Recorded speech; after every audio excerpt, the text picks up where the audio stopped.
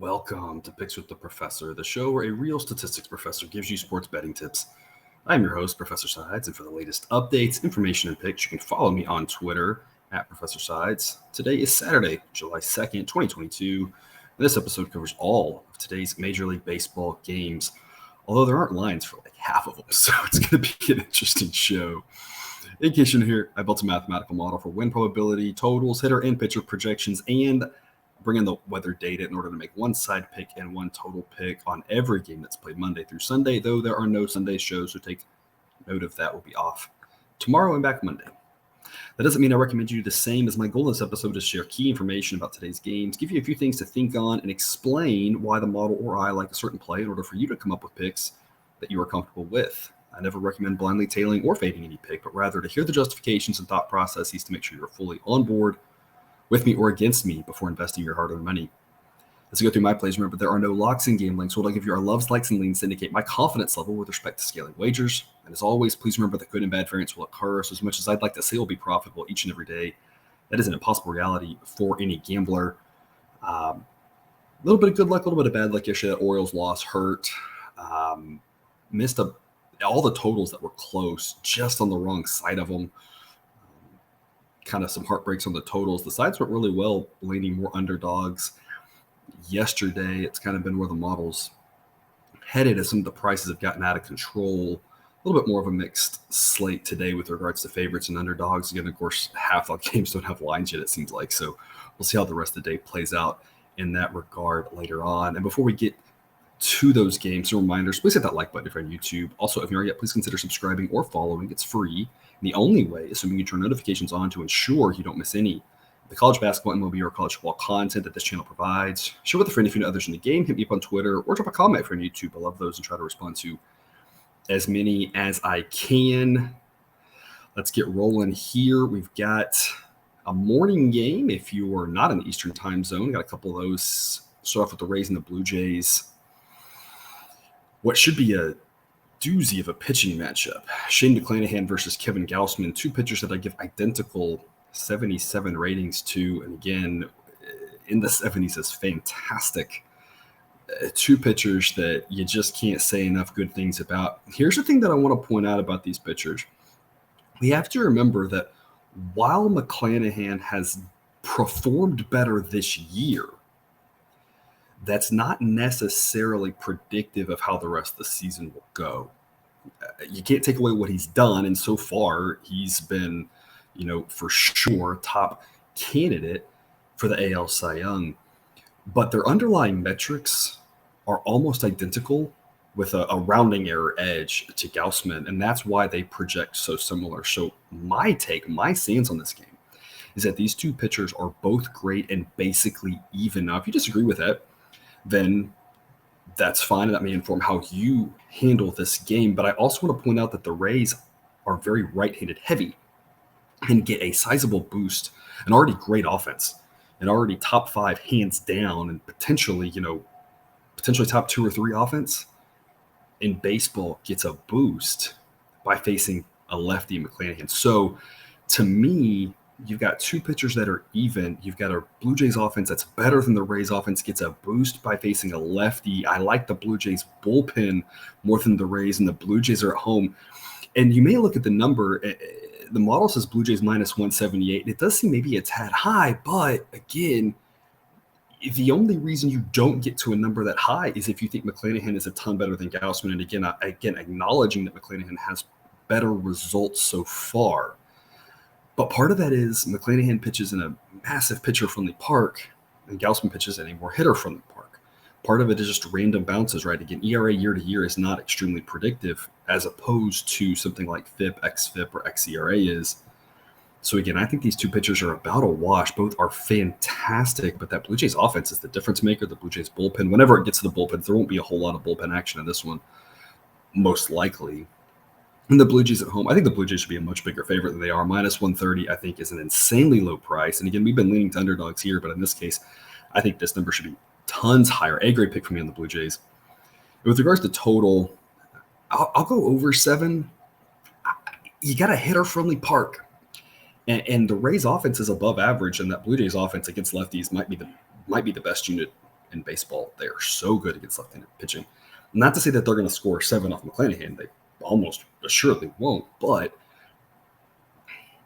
to go under 7, and it may push. It may land right at 7, and then this is all kind of a waste of a conversation. But to go under 7 in a hitter-friendly park with 2 above-average offenses, if it does get to the bullpens, I think the Blue Jays bullpen is better than the Rays bullpen, but the Blue Jays bullpen's average, whereas the Rays just bullpen isn't. If it gets in the bullpens, there's weaker pitchers. It's not impossible, but it's just not the right setup. I've loved going unders, but I've loved going unders when the weather's better and the right parks, in that right situation. But I just think the offenses are too good. I'm going to lean over. It's not what I have a lot of confidence on, though, because going over with these 2 types of pitchers is extremely scary. So at 7, I'll lean over. There is some juice on that over. If the number does get to 7.5, if it gets to 7.5, I probably lean then under. Either way, though, 7.5 is the right number, in my opinion, for this one. I just don't think there's a lot of value to be had in the totals market. I think we want to stick to the Blue Jays. I think they're the right side in this one, and I think the price is just fantastic value to start us off here this afternoon. 12:10 Eastern, first pitch, that early time slot, Yankees and Guardians. Looks like no rain in Cleveland for this one, thankfully. Will be relatively warm. We'll start off around 80 degrees, close still around in the mid-70s, mid-upper 70s. No real wind to speak of. It'll be very minimal and or mostly across. Nestor Cortez versus Aaron Savali. Talked about Savali yesterday. Not nearly as bad as that 7.20 ERA, but he is just average at best. Cortez has been fantastic. I've loved backing him. Do note, again, his advanced metrics say that his ERA should be about a run higher. So Cortez, I think, has performed fantastic, is good, isn't great. So I like Cortez. Don't get me wrong. I don't want to take anything away from what he's done. He's improved so much. And if you're a Yankees fan, you have to be thrilled with what you have in Cortez. And I think he is good. I just want to make sure we're clear on that I don't think that 250 ERA is going to hold. Again, his advanced metrics say he should be in the 3.5, which, again, very good, just maybe not as good. I like Cortez. This Yankees offense is fantastic. My hunch is we're going to be on the Guardians. At this point, I think we have to accept the reality that the model's going to say, back the Guardians for the next month at least. We'll see what the number is when it comes out. The biggest thing here will be determining how much value there is in the Guardians. The Yankees and the Astros a little bit too are going to become really tough teams to peg here going forward. The prices I'm afraid are about to I kind of already have in some cases are about to start getting out of hand because those 2 teams are so good, and it's going to be really tough to figure out how much of a premium we want to lay with these teams. Are they really 110 or 115 win teams? And that's kind of how I feel like they're being priced, or they're about to be priced if they continue the way they're going. Not to say they can't do that, but it's just you're kind of having to hope everything goes right, laying those types of prices. So that'll be the key there in this game, is trying to figure out. I'm assuming we'll be on the Guardians here in both games today. I'll briefly talk about the other one, but just trying to figure out what the value is specifically for how heavy we want to be invested there. And the answer may be not a lot, because the Yankees team is really good. So if you see a C-grade pick on the Guardians there later from me, I'm basically indicating I think there's some value in the Guardians because of the price, but it's hard to go against how good this Yankees team is. Yesterday, I was more comfortable going against them because of all the crazy travel they had. Having that day off, even though they are playing 2 today, I think at least helps a little bit for today. Now, it probably hurts back again tomorrow because now that's going to catch up to them. But yesterday would have been a better spot, I think, to fade the Yankees based off of their all the games they played, all the travel they've had. Having that day off maybe helps reset them a little bit. 2:10 Eastern first pitch. Orioles with the Twins. Talked about that heartbreaker with the Orioles. Got that late lead and then just couldn't hold it. Today we'll have a chance of rain in Minnesota. Hopefully we can avoid that. Should be under 50%. Lots of time to get this one in, whether it's at this time or later. It'll be in the upper 70s all game. A slight breeze in the 5-mile-an-hour range, so not really much effect. Out or across, so really no wind effect here. The Orioles will throw Jordan Lyles, who's kind of been a mixed bag here. His ERA is now under 5. Advanced metrics say it should be a little bit better. At this point this season, kind of average. He's kind of around where I've talked about him all season, that when he's pitching well for him, he's respectable. That's kind of I think where he's settled into just a respectable position, not great, but not nearly as bad as he's had some years before where he's just been atrocious. Sonny Gray, on the other hand, probably not as good as that 2.17 ERA, but his advanced metrics say he should be in the low threes, which is phenomenal. His projected rating here is at a 90. I think he's being held back just a little bit based off of the length because of him missing some time this season, up and down maybe previous years. But I mean, the way he's trending is that number's going to continue to improve. Definitely a starting pitcher edge for the Twins here. Gray's a fantastic pitcher. At this point, a guy you definitely enjoy handing the ball to every 5 days versus just an average pitcher. And Lyles, Twins have an edge on offense. Relievers are about the same. That Twins relief core is just very average. The Orioles, I project them very average. They've done better than that this year. Again, I'm still a little hesitant to say just how good they are, but they're definitely not bad. But this one's all about the price. The Twins at minus 220 is just absurd. The model says minus 177. I see it playing out like yesterday. And you look at yesterday's game, we are getting about plus 200 on the Orioles, and that's the price here today. And I'll lock in that similar plus 200 B pick. But I see it playing out in a very similar fashion. It should be a close game. It should be a reasonably close game. Again, the Twins have some edges, but I just don't think those edges are large enough for them to run away a ton. I think you've got a really good chance for a tight one. And if you have a tight game and you're getting plus 200, I mean, there's not much more you can ask for. We're not going to win them all the time, and like I said, last night hurt. But if the Orioles can just hang in, that's kind of what they've been doing this last month. If they just hang in there, plus 200 is great value. So to me, it's all about the price. Again, the Twins are the better team. They have the better offense. They have the better starting pitcher, and they're at home. But minus 220, I've talked about this a lot lately, some of these prices getting out of hand. I need a large starting pitcher discrepancy. And they do have a pretty good offensive discrepancy. The offensive discrepancy lines up, but the relievers being the same and the starting pitchers being Gray's better than Lyles, but not by a ton, I just can't get to a number that starts with a 2 for the Twins. That just makes no sense. Maybe you could talk me to minus 180, maybe minus 190. But I mean, a number that starts with a 2, especially out to 220s, is just absurd. Again, it's Orioles or pass. And if you want to pass, nope, don't blame me there. But again, in the long run, I think if you're taking teams like the Twins at this price, it doesn't mean they won't win tonight. Or this afternoon, it just means I just don't think it's a profitable long-term venture. Total is 9. I'm going to go under 9 with an A grade at minus 120. A grade at 9, B grade at 8.5 if it drops there, because I think you've lost a lot of value with that push protection. The model says 8.2, and the model's been fairly high on Twins totals. It's kind of overshot them. So based off of that, I might say I think the total should probably be about 8. So I still like under 8.5, but again, I only like it. I don't love it. I am laying a little bit of juice with this total, but that push protection offers a lot of value. 9 being such a key number here. But I just don't see this as being a high-scoring game with Gray. I think he can really hold this Orioles offense down, and the Orioles pitchers just have continued to pitch really well all season long. And so I see this being a lower-scoring game. A-grade pick on this under, B-grade pick on the Orioles. If it's a close game, anything can happen. And there's just too much value to pass up at plus 200, in my opinion. 4:05 Eastern, first pitch, Cardinals at the Phillies. A warm one again in Philadelphia, will be mid-80s for most of the day. Definitely a chance of rain here. We're going to be about 50% coverage at the start, up around 75% towards the scheduled close of this game. So definitely one we'll have to keep an eye on the radar. The winds will be blowing out to start at around 10 miles an hour, but shift to across by the end of the scheduled time slot.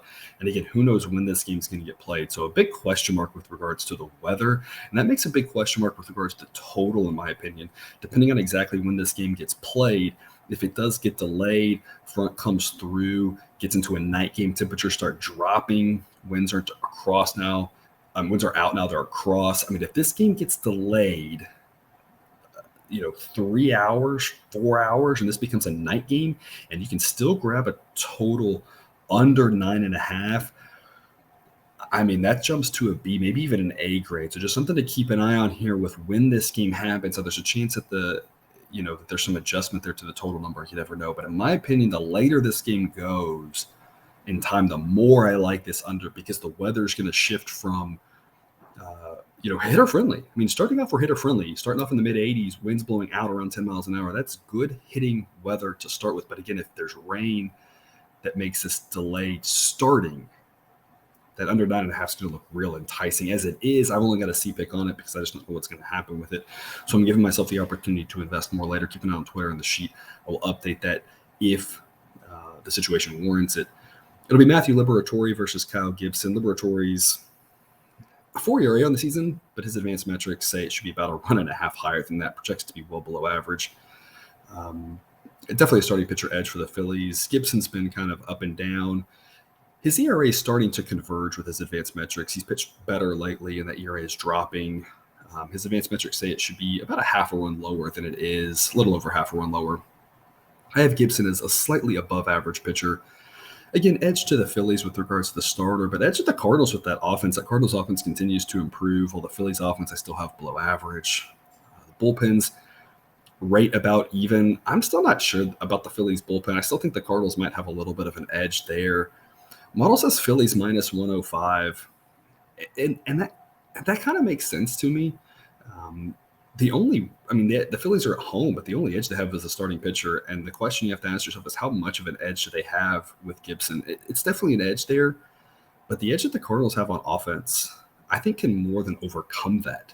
So to me, this is more of a toss-up-y type game. So I'm on the Cardinals at plus 115. It's a B-grade pick. I don't think there's enough value to get this to an A at this number. If it gets up to plus 120, that becomes an A-grade pick. There's just even more value. But plus 115 in the low plus 110s, I think there's good value here on the Cardinals. I like the Cardinals. I think it's a toss-up-y type game. And again, there's, over, 1,000 games or something in the season. So, if we're consistently getting these plus 115 type odds on games that are more or less coin tosses, it's going to work out for us in the long run. So I think the Cardinals at plus 115 are worth a shot here. I like the Cardinals. And again, so far right now, leaning on that under at 9.5.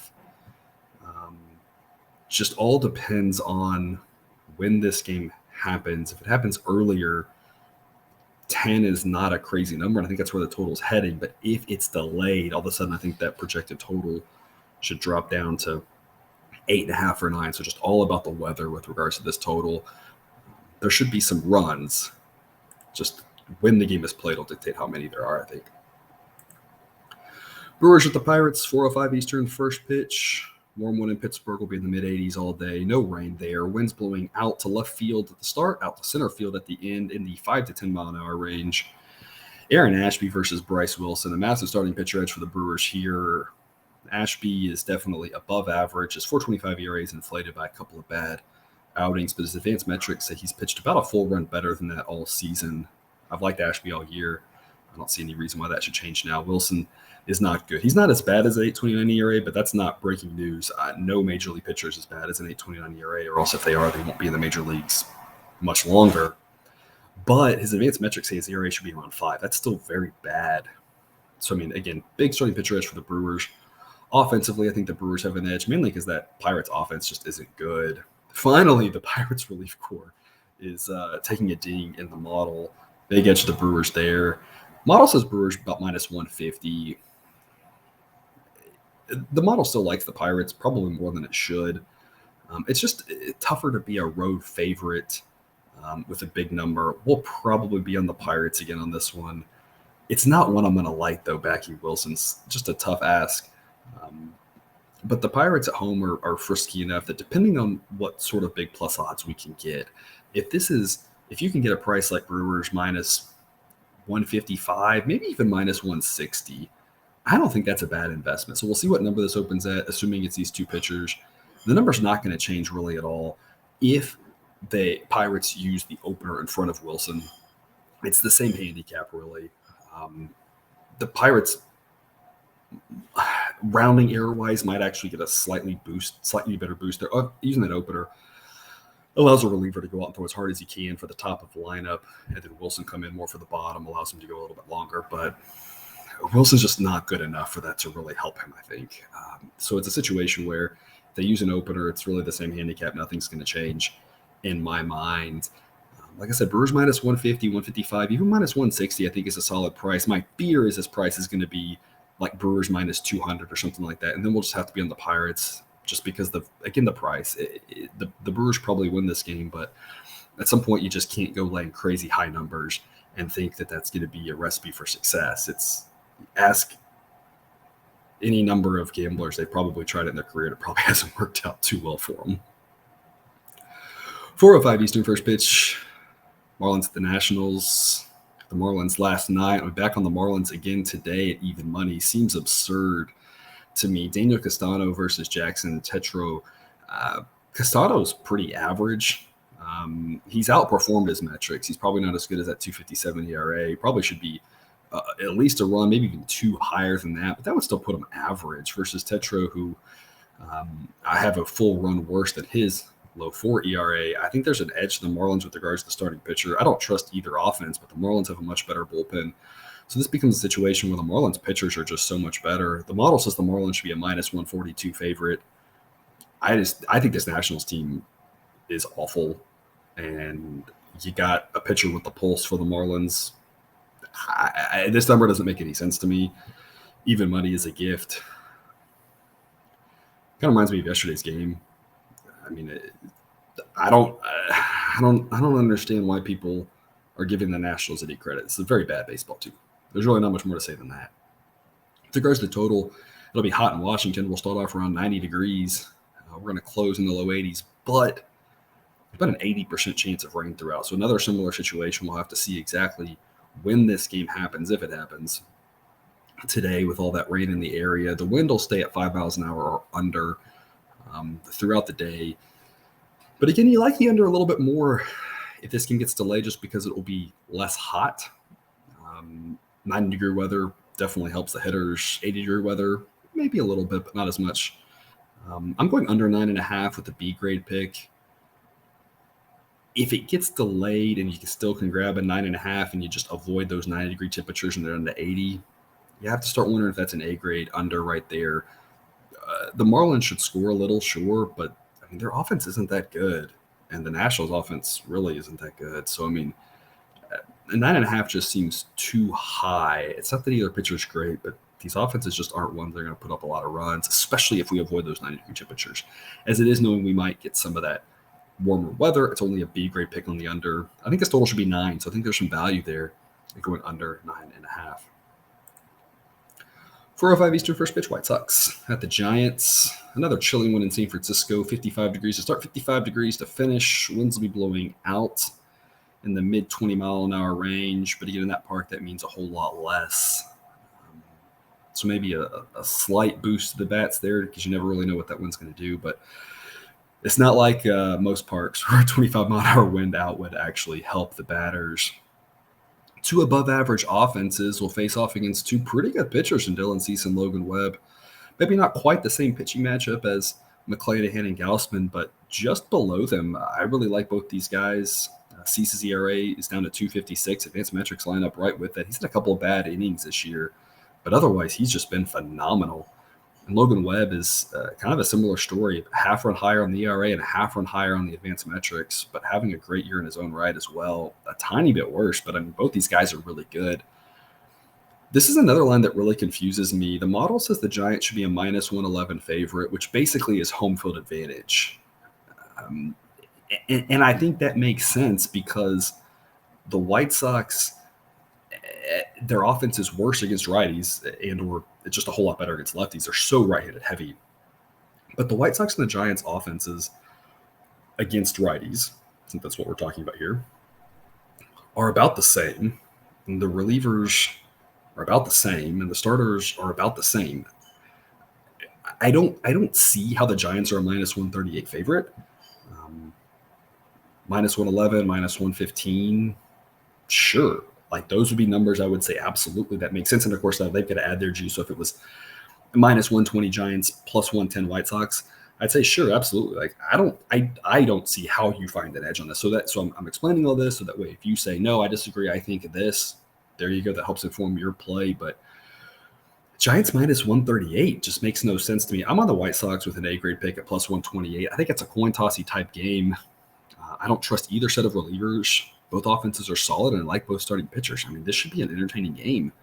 And at plus 128, I want that third unit on it just because, again, in the long run, these types of things are going to be more or less 50-50, and it's going to add value. So I think the White Sox are the right side here. Should be a great game. And like I said, I don't see a unit out there where I think the Giants have an edge to really help them be favored like this. If anything, you say their relievers are a little bit better, but I still have the White Sox offense, even against righties, a tiny bit better, and I have Cease's a tiny bit better, so that should offset that. So again, I feel very confident in this number that the model spit out at Giants minus 111. I think that makes perfect sense, and I just cannot see how the Giants are favored this much. I'll take the White Sox plus 128 with an A-grade pick, and I'll take the under 7. I'll give it a B grade because it's plus 105. I think 7's a pretty likely outcome for this one. Again, the park in San Francisco playing much more neutral this year than in years past, so that's accounted for in the model. But the model spits out 6.7 for this game, as in it should be on the lower side of 7, not the upper side of 7. So plus 105 offers some pretty good value here on this under. I'll take that with a B grade pick. Both pitchers are good. Need both pitchers to have length because, of course, when it gets to the bullpens, the quality of the pitchers drops off. So need these guys to go deeper into the game. Not an A-grade pick, though, because both offenses are above average, and the ball is going to carry a little bit better in the daytime in San Francisco than the nighttime. So not one that I'm really loving knowing that, but I think both pitchers are good enough that I think 7's a reasonable outcome, and the plus 105 offers value. So it's all about the price there too. If it's under 7 minus 110, that's probably down to a C grade because we've lost some value there on that 15 cents, in my opinion. 4:10 Eastern, first pitch, Braves at the Reds. Warm one in Cincinnati. In that park, that means probably some runs. 87 degrees to start, 85 degrees to close, and the winds will be blowing out, but only 5 miles an hour. But two pitchers that are pretty solid, Spencer Strider and Tyler Mahle. Strider's a guy y'all know I've talked about. I love this guy. Advanced metrics are actually better than his 3.02 ERA. The only reason he's not in the 70s as the quality of a starting pitcher with regards to my ratings is the length that he's still working on, consistently going deeper into the games. But I mean, I love this kid a lot. I think he is the real deal. Tyler Mahle's ERA is starting to come down. His advanced metrics say his ERA should be a full run lower than it is. And part of that is, of course, playing at a hitter-friendly park. So there is, to some extent, he's pitched a little bit better than his results. And part of it is his ERA is going to be a little bit higher in that park. There's just nothing we can do in that with regards to that. Still an above-average pitcher, still pretty good. So that's why I'm going under 9, but only with a lean. The weather in this park screams runs. But I think these pitchers are just good enough that I think I still lean under 9. I can't be that confident given this weather. The model spits out 8.2. A little bit of fear of what happened yesterday, where that was definitely an under situation all game, and then all of a sudden at the very end, the Braves just piled on and just got us, I went under 9.5, and he got us 10. And there's a little bit of fear of something like that happening again today. That park runs can just happen in a hurry. So I think under's the smart play, but it, again, just can't be that confident. If it was under 9.5, probably jumps to a B grade. But under 9, just a lean. I like these pitchers, but that park, warmer day, can't feel too confident about an under there unless the number's up to that 9.5 range. With regards to the side, the model says Braves minus 197. Given the fact that the Braves were like minus 260 yesterday, I'm loving this price right here. I think yesterday and the Braves won, but I mentioned it yesterday. I don't want to recap it, but I mean, laying prices like that, you need to be. This game is for sure going my way. And the Braves are up like 2-1 in the 6th, and I mean, laying such a crazy huge number like that, you want to be out 6-1 in the 6th or whatever it was, right? I just think that price was way too high yesterday. Today, I think it's kind of flipped the other direction. I think the Braves should be a bigger favorite here. They have an edge, in my opinion, with regards to the starting pitcher. They definitely have an edge with regards to the offense. They definitely have an edge with regards to the bullpen. I mean, the Braves, this is where I don't think I'd lay a number that starts with a 2. I think that's still too high being on the road, but at least getting up that direction, I think makes a lot of sense. Minus 169 is a gift. A-grade pick for me. I'm shocked this number is not at least minus 180, minus 190. I know Mahle's good, but given that Strider, I think, is better and the Braves' offense is a lot better and the Braves' relievers are infinitely better than the Reds. And that's the thing is that unless Mahle's going 9 innings or at least 8, I mean, that Reds' bullpen is just so bad. And the Braves' offense good enough to punish it. This number, again, makes no sense to me. I think the Braves should be much bigger favorites of this, and I'm really surprised they aren't after yesterday. So it's a situation where we've been a little bit more on dogs lately, but when the favorites are right, it's time to strike. And I think the Braves are that team today to lay the lumber with here. Minus 169, a grade pick for me there on Atlanta. 14 Eastern, first pitch, Royals at the Tigers, mid-80s throughout this game. Winds will be blowing out at about 10 miles an hour, so it's going to be a little bit of a bump to the bats. Also a bump to the bats will be the fact that neither one of these pitchers is very good. Chris Bubic versus Bo Brisky.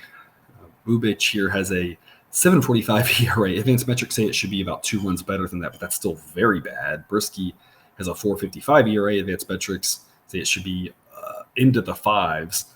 Neither one of these pitchers is good. What helps them out? Neither one of these offenses are very good. So, I mean, it's the what's the old saying about the unstoppable force and the immovable object or whatever. Going to be fascinating to see if this game's 2-1 or 8-7. I don't think either one would shock me because these pitchers can't pitch and these hitters can't hit. These are two bad baseball teams. Last night was some bad baseball if you caught any of that one.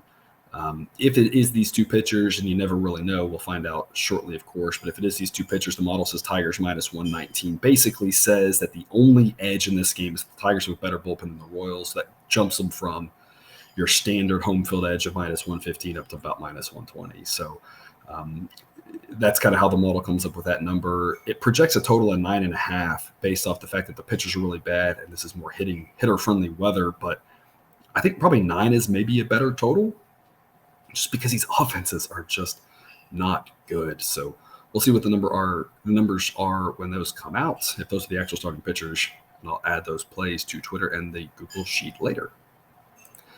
Still in that 4:10 Eastern time slot, Angels at the Astros. Missed the under yesterday by half a run despite how impressive that Astros offense is. Christian Javier with another incredible start. I touted him all season. You've heard me talk about how much I like that kid. Had a little bit of a bump in the road there at one point, but really showing what I've been preaching all season, that he is the real deal. Just another fantastic pitcher for the Astros. Today, it'll be Jose Urquidy for them, who projects to be a little bit below average, but he's one to take note of. Last couple starts, mixing up his pitch usage, and so he's one that I've got my eye on. Talked about this yesterday with Gray. If a pitcher has recent results that are good, usually it means nothing. Usually you're overreacting and it's just something you want to completely ignore. 2 starts, 3 starts, 4 starts is not predictive unless all of a sudden the pitcher has decided he's adding a new pitch, he's taking a pitch away. What happens with Giolito, where he's just decided, hey, my changeup's really good, but instead I'm going to throw this crappy slider instead, right? Situations like that. Urquidy changing up his pitch usage these last 2. He's looked really good those 2 starts. So I think the model, because the model can't, isn't a human, isn't watching the games, right? The model might be underrating him. So he might actually be a lot better than that average rating, something to keep an eye on. Patrick Sandoval for the Angels, having a great season, a 2.63 ERA. Advanced metrics say it should be about a run higher. It's still pretty good. So I have him as a good pitcher here for the Angels, and they're going to need it with the way these Astros bats are performing. I have Alvarez as 50-50 to play in this one. At this point, he was taking batting practice yesterday, running around in the field. If he plays, it'll likely be as a DH, but that doesn't mean much. He DHs a lot anyway. With Brantley out, there's really not an incentive to get him in the field other than just the reps. So he's 50-50 in the model to play. I think it's about right. I said yesterday I didn't think he'd play because if he was having any issues the day before, there's just no reason to rush him back. Last night, now that he's had an extra day and he's taking some reps, he really might play. If he does, then you have to like the Astros even more than I already do. The model says minus 160. It's an A-grade pick from me in the Astros at minus 146. I think we're running out of time to take advantage of backing the Astros. I mentioned this earlier in the show. I think the numbers are about to get really out of hand on them. And so I think let's take advantage of it here. If the Astros, I mentioned this yesterday, as long as the Astros show up to play and don't get caught off guard by weaker opponents here, and they did last night, this team is really, really good. And again, I think Urquidy might be better than that model states. I just think there's a lot to like here on the Astros, minus 146, even up to minus 150. It's an A-grade. And depending on exactly how you hear what I said about Urquidy and Alvarez, if Urquidy is better than the model says, and if Alvarez does play, all of a sudden minus 170, minus 180. Who knows what that number should be? It's a whole lot higher than it is right now. The Astros are the side to be on, in my opinion. Minus 146 is a gift. Again, we've been more on dogs, but this is a favorite I want to be all over today. Total is 8.5. I think it's priced really well. The model spits out 8.6. I'm leaning on the over. I have no feel for this total. I have no confidence in it whatsoever. I mentioned this before. The Astros bats can just score like crazy. You saw it early in the game yesterday, and then all of a sudden they just kind of were like, yeah, whatever, we've got this one, and they stopped playing. Urquidy can really hold down this Angels offense. I wouldn't be surprised if the Angels don't score that many runs. Just a league average offense at this point. Again, 3 amazing hitters and then 6 pretty bad ones. So the total, like I said, I think it's priced pretty well at 8.5. At 8, I'd like going over. At 9, I'd like going under. Push protection on both numbers there, but 8.5. Tough one for me to say. I'll lean over, but it's not one that personally I think I have anything to really help you make a better play on that total. 14 Eastern first pitch, A's at the Mariners. Paul Blackburn versus George Kirby. Should be a pretty good pitching matchup here. The model says both these guys are just barely above average, but both these guys, a lot of upside. Blackburn's having a pretty solid season. Advanced metrics say his ERA should be about a half run higher than the 3.12 that it is. It's pretty dang good. Nevertheless, especially for as bad as the A's are, Kirby's been a little up and down. 4.08 ERA lines up with his advanced metrics. I like both these pitchers, though. Again, maybe not as good as some of the other pitching matchups, but 2 solid pitchers against 2 offenses that can completely disappear. I'm going to be on the under 7.5 with an A-grade pick. Should have had more confidence yesterday at under. I just got a little scared from the night before. Model spits out 6, and I don't think the total should be 6, but total of 7. I'd still go under 7. I really think this should be 6.5. Again, like I said, model saying 6, I think it's a tad bit low, but the park there in Seattle has become one of the most pitcher-friendly parks. The A's offense is bad. The A's bullpen is trending up, as in it's still not good, but it's no Reds bullpen. And so when you have the discrepancy there, the biggest worst unit on the field is the A's offense. I don't see how they score off of Kirby. I don't see how they score off of any pitcher with a pulse, it seems like. They might get a couple runs, but I don't think they're going to really help this total get too high. Mariners bullpen is good. Mariners offense is maybe a little bit above league average, but Blackburn's pretty solid. And again, in a pitcher-friendly park, 7.5 is too high. A-grade pick for me in this under. And I'll back the Mariners again with an A-grade. Burned us yesterday. Model says the Mariners should be minus 246. I mean, and again, the model's been liking underdogs. So when I see something like that, that really just jumps at me. The model just does not like this A's offense, and that really is a big difference maker. I also think that the Mariners are better than their record is, and but they're better than they're being priced at. So this number happens for 2 reasons. Number one, it just doesn't like the A's, but the Mariners aren't as bad as that record is. They're not great, but they're a solid team. They've got a good bullpen. They've got an above-average offense.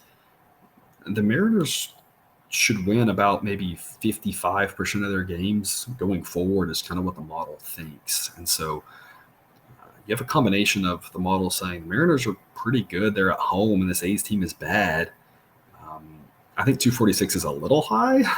It's very surprising to me that it's that high, but I'd be very comfortable laying minus 200 with the Mariners. I just don't trust this A's offense. The A's are going to win. They won last night. That happens. But in the long run, they're a team that it really is trending to a team that's going to have a really hard time getting to 60 wins this season. And those are the types of teams that you don't mind laying a big number against because they're going to win occasionally, but they're not going to win enough. They're not going to win enough to make you want to back them. So for me, it's Mariners or pass. I've liked a lot of underdogs, but the A's are not a dog that I want to be on. Again, doesn't mean they won't win. They won last night, but I don't think this is the spot. I think the price is right for them. I love the Mariners here at minus 173. A-grade pick for me. I think it's way too low, in my opinion. Last 4:10 Eastern game of the day, Rangers and Mets. We'll be in the mid to low 80s on this one. Winds will be blowing out again at 10 miles an hour, but more rain possible in the New York area, around 70% throughout the day, so another one to keep an eye on. Whether this one gets played or if it does, if it gets delayed. Martin Perez versus Trevor Williams for the Mets. I believe Williams is not confirmed, and that's why There's no line out for this one. Perez is obviously fantastic. Rating continues to improve. 2.22 ERA. Advanced metrics say it should be in the low threes. Having a great season, and a guy I've loved to back. Model says minus 150 if it's these two pitchers with a total of 8. We'll see what the number is, and I will tweet out a pick with a little bit of justification on that later in the day. Game 2 of our doubleheaders, 6:05 Eastern. Rays at the Blue Jays. Drew Rasmussen versus Thomas Hatch. Rasmussen, of course, is a guy I've loved to back. Model has him just at league average. He's been better than that this season. Of course, he's boosted by the fact he pitches in Tampa. But he's one who I thought had been underrated for a while. We'll see what the number is on this one later. It's kind of the same story. Depends on where the price is. Model says Blue Jays minus 143 in this one. Hatch is not projecting to be good. But again, it goes back to what we talked about previously. The Blue Jays have a better relief core.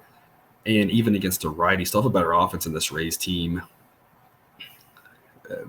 Fading Rasmussen is never exciting to me personally. Backing a pitcher like Hatch, who I don't think is very good, is never exciting. But it's a situation where I just think that Blue Jays offense is really good, and you can't discount that too much. So my hunches will be on the Blue Jays in this one. If it's this pitching matchup, the question is about what value there is.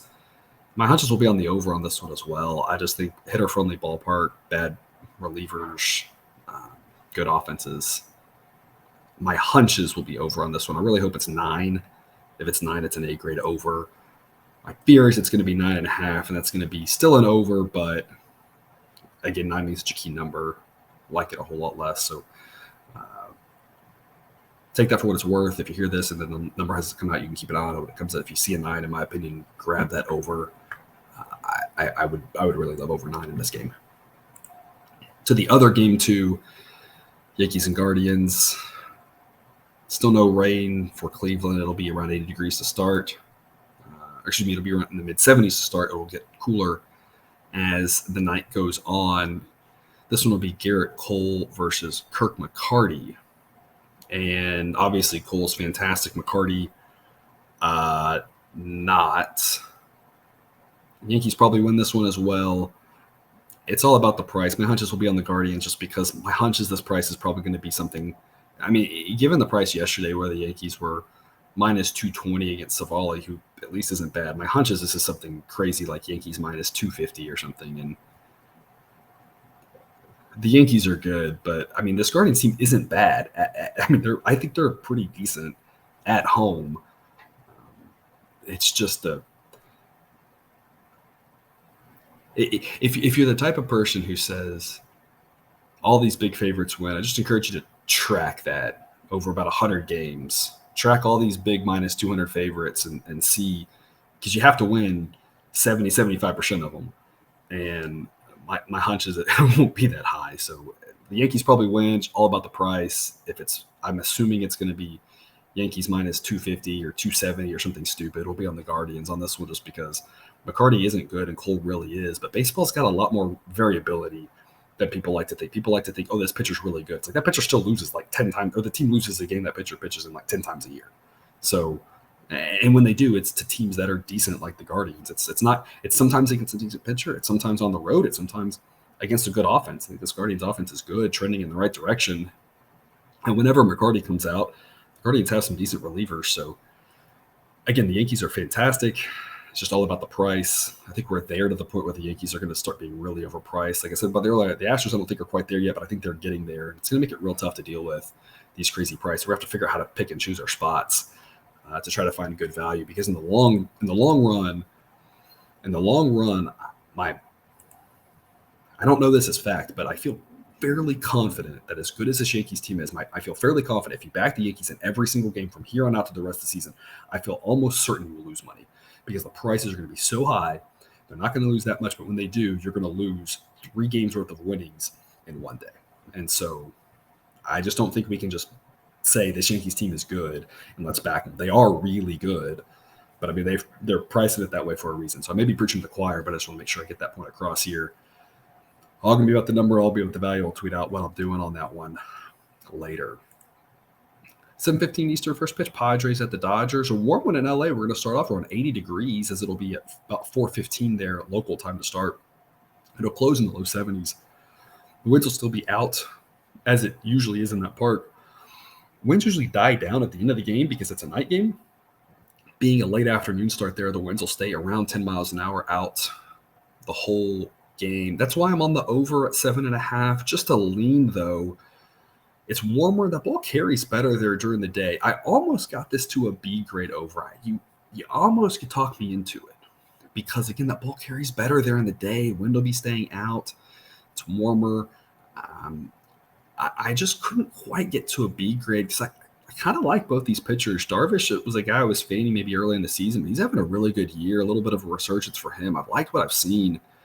3.26 ERA, and the advanced metrics say it should only be about a quarter of a run higher than that. He's having a good season. And Tyler Anderson's a guy I like as well. 3.23 ERA. Advanced metrics say it's about a half run higher. I kind of like both these pitchers. So just couldn't quite get to a B grade on that over, but I'm almost there. Almost. Maybe if the odds are a little bit better, it's minus 105 maybe rather than minus 115. So, I mean, depending on what the number moves on that, I may up that to a B grade just depending on the price on this one. It's right there on the cusp. Like I said, I just kind of wanted minus 105 rather than minus 115. Offenses, of course, Padres still below average. Dodgers, of course, still really good. Model says Dodgers minus 165. We've been on the Padres a lot. We've been on the Dogs a lot. This is a favorite that I'm all over here. Dodgers minus 144 is an A-grade pick. I don't think the starting pitch, as much as I've liked Darvish here, the starting pitcher discrepancy is not that large, and the Dodgers offense is so much better than the Padres offense. Dodgers relievers are better than the Padres relievers, and Dodgers are at home. This is a gift. The fact that we get value on the Dodgers is fantastic. Let's take it and run with it. A-grade pick for me here. It's almost like the Yankees. Every once in a while, we're going to get random value on the Yankees, and when it does, we're going to take it and run because it's not going to happen often. But yeah, I mean, Darvish is good. This Padres team is really good. Don't get me wrong. I know I've loved backing them, but this price is just blows my mind. Anderson is a pretty solid pitcher, in my opinion. I think he can hold down the fort here, and I like the Dodgers to get it done. Minus 144. It's just a great price. 7:15 Eastern first pitch, Red Sox at the Cubs. It'll be mid to low 70s in Chicago. No wind to speak of, which of course matters at that park. It'll be a little across, and it'll stay under 5 miles an hour. Josh Winkowski versus Alec Mills. Winkowski's been solid. I have him rated at league average in his 4 outings this year. Mills is very, very bad. A 9.87 ERA. That will trend down, but I mean, I'm pretty sure I could go out with a 9.87 ERA and it would trend down too, just because you're going to accidentally get out to some point. Advanced metrics say it should be at 7. Now, it's only in 17 innings, but still one of the worst starters in my database. A large starting pitcher edge for the Red Sox. If Winkowski was good, I mean, it'd be a massive one. But it's not about Winkowski. He's average. It's about just how bad Mills is. Red Sox offense is better. Now, the Cubs relievers are better, so the Cubs have an edge there, and the Cubs are home. Model says Red Sox minus 120.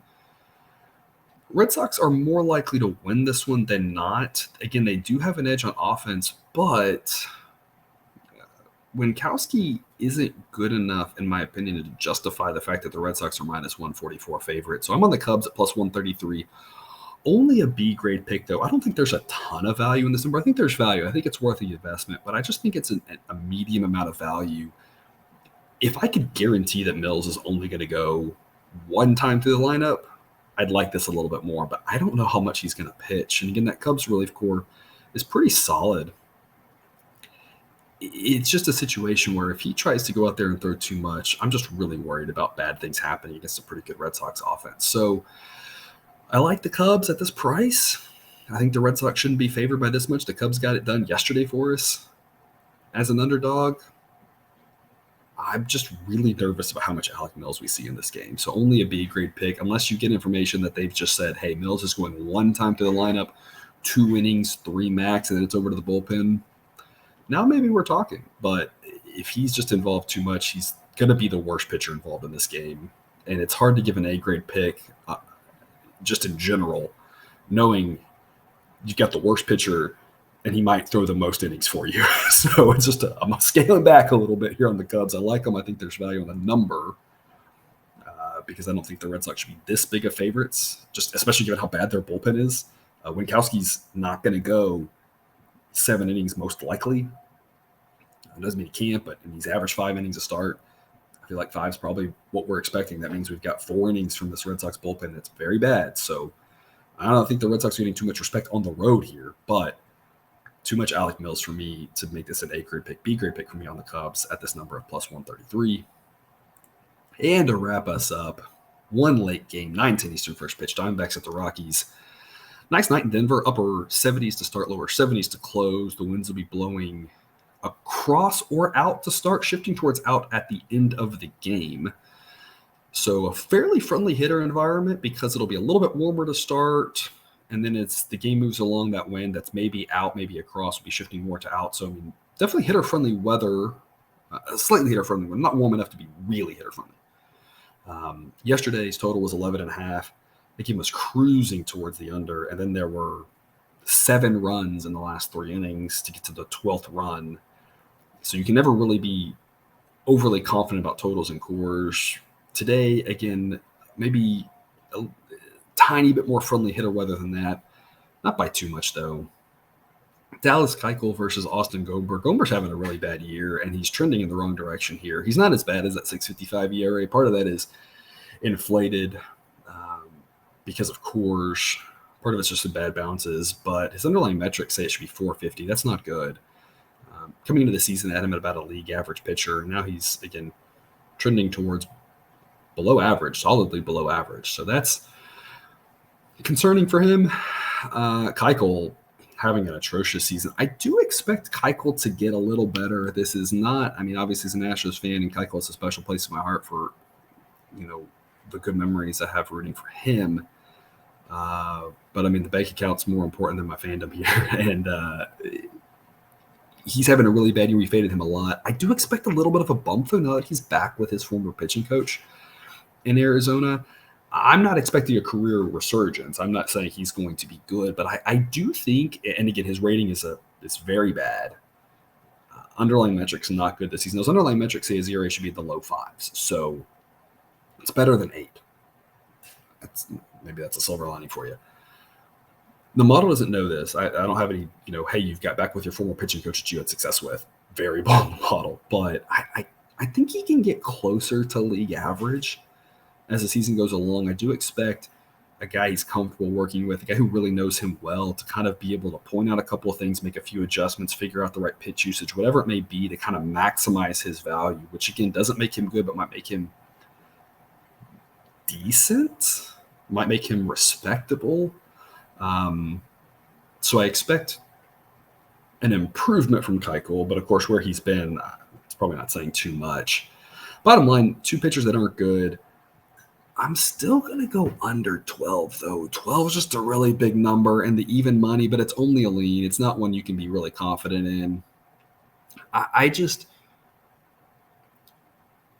in football, there are so few games. You don't necessarily have to make a smart play on every pick because the sample size is smaller. If you kind of get a feel for how things are going, the sample size isn't large enough such that smart plays always are rewarded long term.